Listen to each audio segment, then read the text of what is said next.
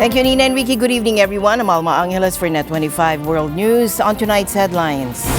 Trade war escalates. Beijing has retaliated against U.S. tariff hikes, increasing duties on American imports by 125%. And this move intensifies the ongoing trade war, threatening to disrupt global supply chains. Hudson River tragedy, a devastating helicopter crash in New York's Hudson River has claimed 6 lives. Among the victims, a Spanish family of 5, including 3 children and the pilot. At this time, all 6 victims have been removed from the water. A legal challenge has surfaced against the handover of former President Rodrigo Duterte to the International Criminal Court. During a Senate hearing, former Supreme Court Associate Justice Adolfo Ascuna, a key framer of the 1987 Constitution, declared the surrender unlawful. Therefore, it depends on whether you're talking about Philippine Forum or the ICC. The ICC, I believe, will follow their own procedure, whereas in the Philippines, as it is now pending in the Philippine Supreme Court, in my view, there is a violation and there will be consequences for that violation. And the news starts now.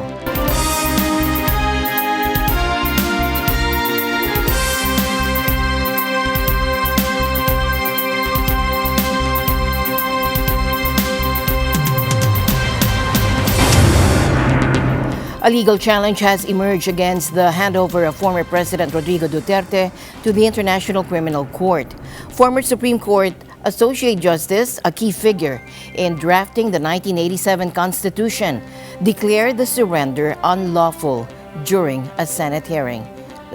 Therefore, in my view, the warrant of arrest is legal.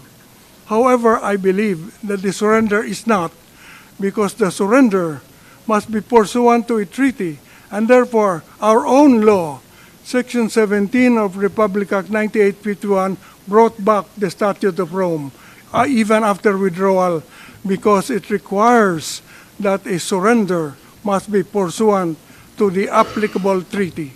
And therefore, in this case, the applicable treaty remains the Statute of Rome. Ascuna argued that while the ICC's arrest warrant for Duterte regarding alleged crimes against humanity is valid, the Philippine government's procedure would be flawed.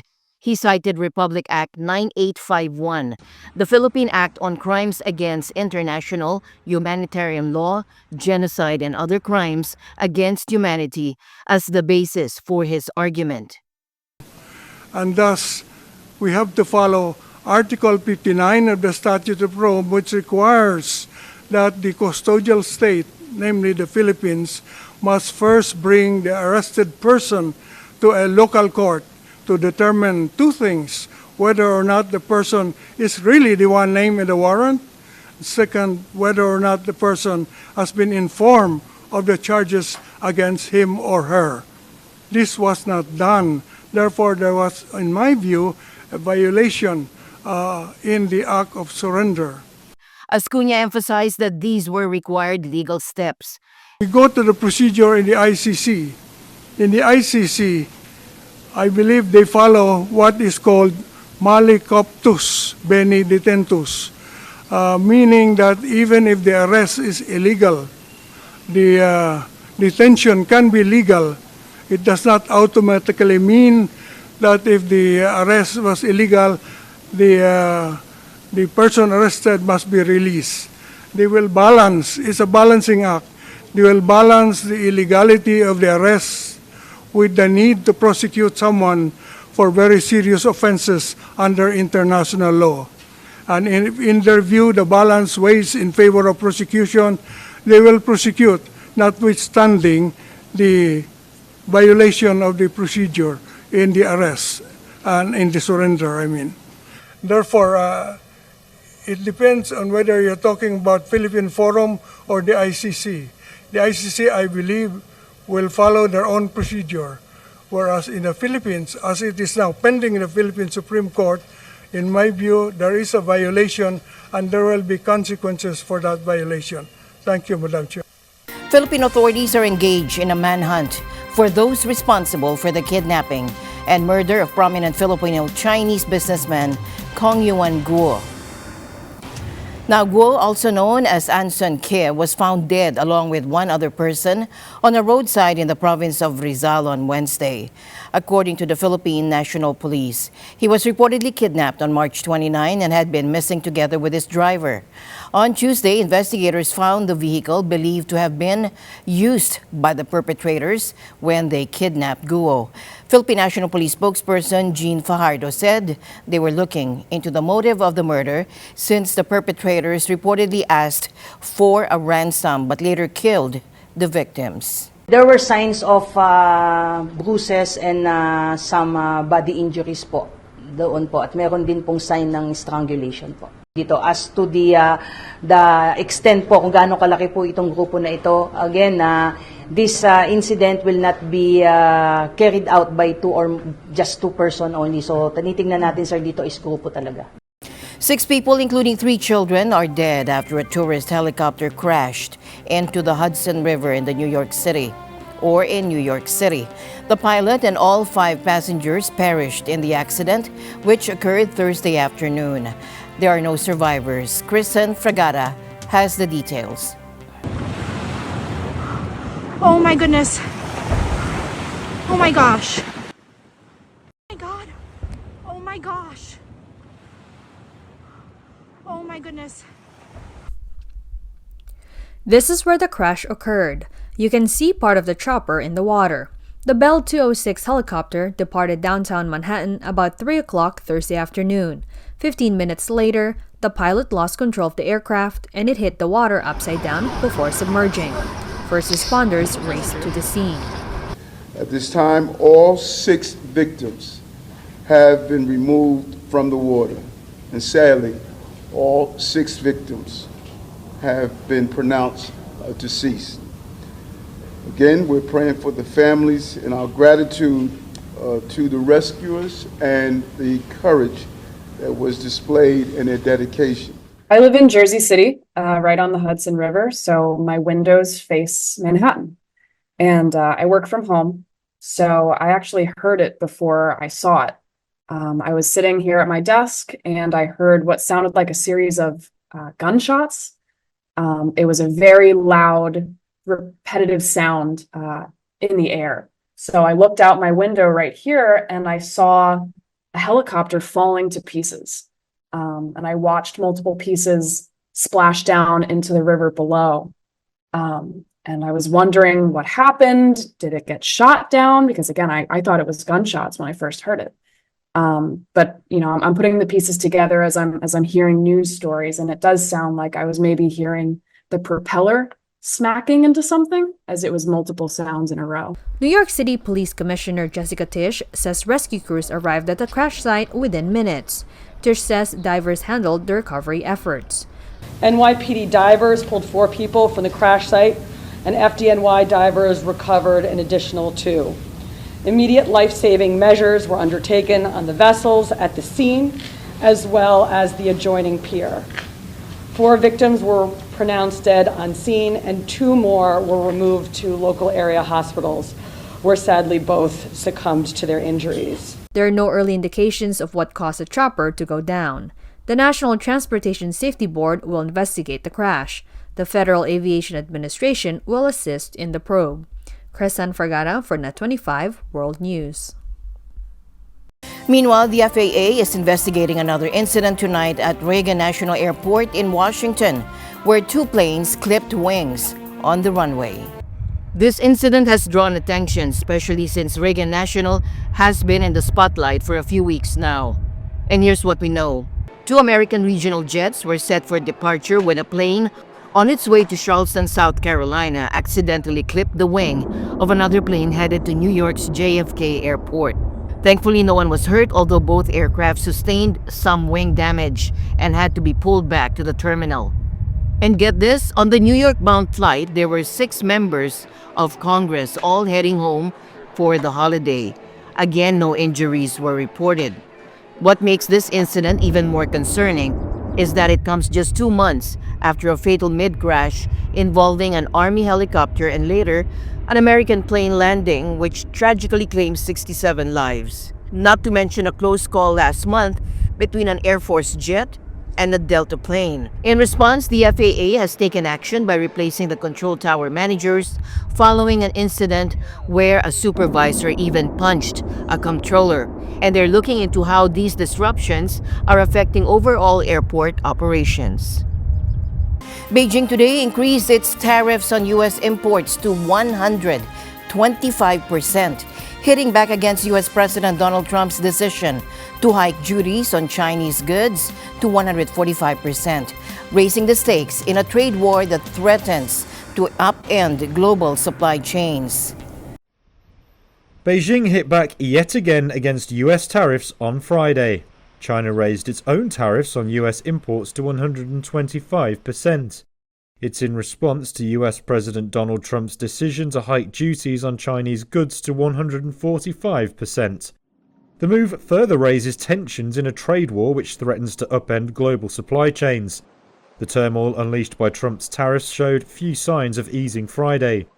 Markets tumbled and foreign leaders were unsure how to respond to the biggest disruption to the world trade order in decades.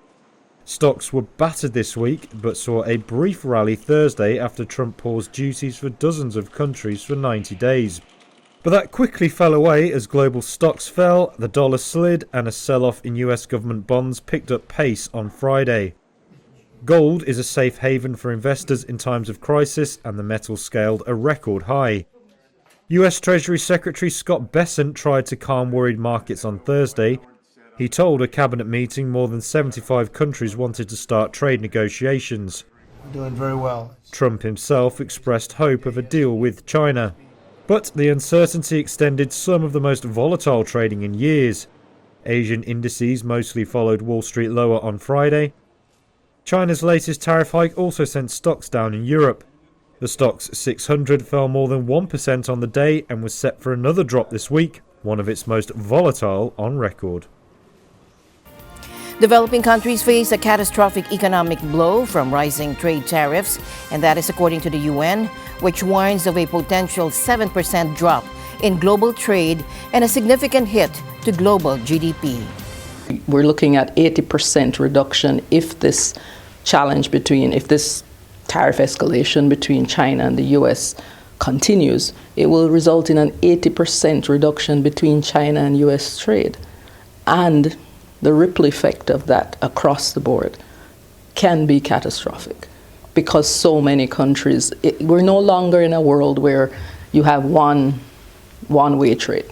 We're talking about 40% of goods that move are intermediate goods, which means that everything along the supply chain is going to be impacted by the change in the trade relationship. The calculations that we currently had up to before the 90-day pause is that it would result in a fall by 2040 of 0.7% in overall global GDP. And then also, the statistics are a little different. It's now between 3 and 7% overall reduction in global trade as a whole, which is huge. So the implications of that are wide-ranging. The implications for developing countries as a whole is also going to be difficult. I think one of the areas that we also need to look at is how will it impact the fragmentation across the board, the geopolitical repositioning that is going to take place as countries seek alternative markets, as they seek to look at, how are we going to survive?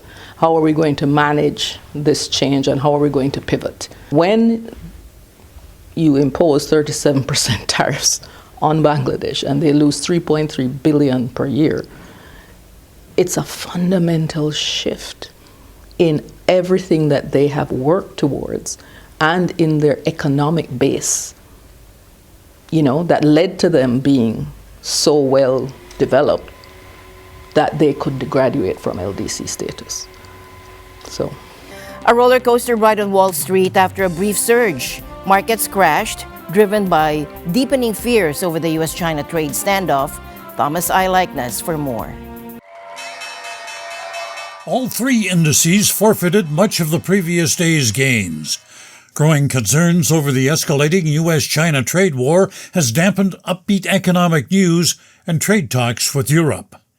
Alexander Morris of FM Investments says the volatility in the market is out of the ordinary. Everyone, investors and just bystanders alike, are seeing one of the most bizarre set of days in recent trading memory, if not for just about everyone on the street. And younger traders, investors might start to think this sort of thing is normal.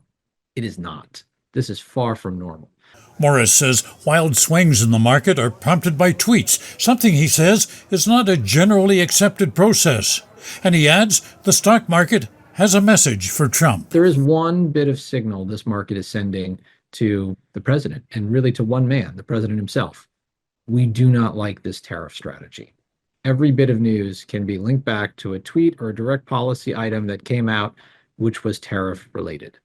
Hands down. The Trump administration is downplaying Thursday's market sell-off. U.S. Treasury Secretary Scott Bessent says there's nothing to see here. We had very good inflation numbers today. Oil's down. We had a successful bond market, so I don't see anything unusual today. Thursday's market volatility is the result of Trump's latest tariffs on China and China's retaliation. As stock prices tumbled, Trump instead focused on the gains that the market made a day earlier when he announced a 90-day pause on retaliatory tariffs. We had a big day yesterday. There'll always be transition difficulty, but we had in history, it was the biggest day in history, the markets. Trump says he wants to get a deal with China, and he says he's optimistic something will be worked out. I have great respect for President Xi. He's been, in a true sense, he's been a friend of mine for a long period of time, and I think that we'll end up working out something that's very good for both countries. I look forward to it. Meanwhile, Trump continues to say nations are lining up to negotiate trade deals with him. And while those talks take place, would he consider extending his 90-day pause on tariffs? Well, maybe, maybe not. We'll have to see what happens at that time. Not knowing what will happen after the 90-day pause is making investors nervous, and there's no indication things will settle down soon. Economist Ellie Henderson of Investec says the unpredictability will be with us for some time. We would far from say that uncertainty is over. We may have a brief pause for now with this 90-day pause on reciprocal tariffs, but it's still not clear what the end game is for Mr. Trump in terms of tariffs and how countries will negotiate. I think uncertainty is definitely here to stay, at least for the time being. In Shanghai, Hong Hao of the Grow Investment Group has this take on Trump's trade war. He says Trump really believes trading partners have been unfair to the U.S., and Hao says the president figures it's time now for payback. I think, from this angle, he's trying to extract economic rent from his trading partner, and also, he's trying to also, seeing China as one of the major U.S. rivalry at this juncture. So I think as a result, he's playing a very dangerous game, and as you can see, it's a political theater in the sense that he's trying to dramatize to exert extreme pressure, and so that he can get excessive rent from the opponent. That strategy could backfire. Around the globe, nations are losing confidence in the U.S. and its currency. People don't believe America is committed to global trade. And the rest of us? Well, we wait to see what will happen as we travel these uncharted waters in precarious economic times. Thomas Eyewitness, NET25 World News. Former South Korean President Yoon Suk-yeol returned to his private home today from the official residence after his removal from office, with crowds of supporters turning out to greet his motorcade. Hundreds had gathered outside the gates of the official residence, where Yoon briefly stopped to hug and shake hands with supporters, some of whom were crying. He also donned a red baseball cap saying, "Make Korea Great Again," given to him by a supporter. Yoon was then driven in a motorcade from the official residence with his wife to his private apartment in a 37-story building in Seoul. The pet-loving couple will also bring more than 10 dogs and cats they own. The Constitutional Court last Friday upheld Yoon's impeachment, capping 4 months of unprecedented constitutional turmoil after his short-lived attempt to impose martial law in December sent shockwaves through Asia's fourth largest economy.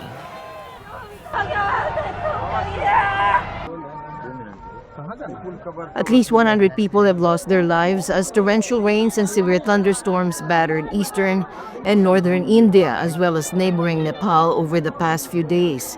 The Indian states of Bihar, Uttar Pradesh, and Jharkhand have been hit the hardest. In Bihar alone, at least 64 people have died, with Nalanda district reporting the highest number of fatalities. 22 lives lost due to lightning strikes and collapsing structures. Meanwhile, in Uttar Pradesh, over 20 deaths were reported, with significant damage to homes and crops. Neighboring Jharkhand has also reported casualties. In Nepal, at least 8 people were killed by lightning strikes as the storm swept through various regions.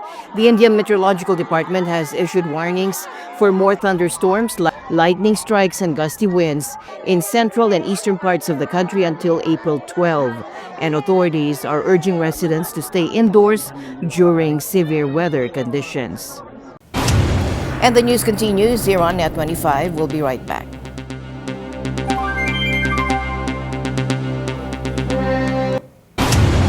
President Trump has signaled he does not support Nippon Steel's $14 billion bid for U.S. steel. Now, he made it clear he prefers the American steel producer remain under U.S. ownership. Take a look. Donald Trump said Wednesday he does not want to see U.S. steel falling into Japanese hands. Though he didn't quite say as much, the U.S. president appeared to oppose Nippon Steel's $14 billion bid for its American rival. And we love Japan, but U.S. Steel is a very special company. We don't want it to go to Japan or any other place. Earlier in the week, Trump had ordered a national security panel to take a fresh look at the deal. He asked the group to determine whether fresh action was needed, raising hopes in some observers that the move could actually get a green light. However, his latest comments sent U.S. Steel shares tumbling in after-hours trade. The stock dropped as much as 14% before recovering some ground. Nippon Steel shares gained strongly on Thursday, though, rising along with other exporters after Trump postponed most of his new trade tariffs. Neither company responded to requests for comment on the latest news, and White House officials wouldn't elaborate on Trump's comments. First announced in December 2023, the takeover plan almost immediately ran into opposition. Previous President Joe Biden eventually blocked it on national security grounds. Trump also opposed it while running for the White House. But since taking office, he has sent mixed messages on whether his administration will ultimately block the deal. Tesla is now selling cars in Saudi Arabia, but there's a significant hurdle. Hundreds of miles of highway without a single charging station. Take a look. Tesla starts selling cars in Saudi Arabia on Thursday. It's a country where a 559-mile highway linking the capital Riyadh and holy city of Mecca has no charging stations. Electric vehicle sales in the kingdom totaled just 2,000 last year, according to industry data. But Saudi Arabia has huge plans for EVs that Tesla has not been able to tap. That's partly because of a feud between its billionaire CEO Elon Musk and the kingdom's powerful public investment fund. But relations between Riyadh and Musk have improved since he took a high-profile role in Trump's administration. In a coup for Riyadh, Trump is set to visit Saudi Arabia in the coming weeks in his first foreign trip. That's after asking the kingdom in January to spend upwards of $1 trillion in the US economy over 4 years. Tesla's Saudi move also comes at a challenging time for the automaker. It posted a 13% drop in first quarter sales earlier this month, its weakest performance in nearly 3 years. It was driven by a backlash against Musk's politics, rising competition and delays for a Model Y refresh. I don't see the USA's politics as something that will impact us here. It doesn't affect us, and they have the right to do whatever they want. But for us, we care about what affects us in the Middle East region. Saudi Arabia is investing an estimated $39 billion in developing the EV sector. But Musk has work to do in the region. Tesla's Saudi debut lags that of Chinese giant BYD, which opened its Riyadh showroom in 2024. And while it might not face angry protests seen in Europe and the US, a lack of charging stations is thought to be an issue, especially as the kingdom's summer temperatures can drain EV batteries more rapidly. Yet Riyadh has massive development plans, which include a goal of 30% EV adoption by 2030. In a direct response to President Trump's latest tariff escalation, China announced it would restrict imports of Hollywood films targeting a high-profile symbol of American cultural exports. Take a look.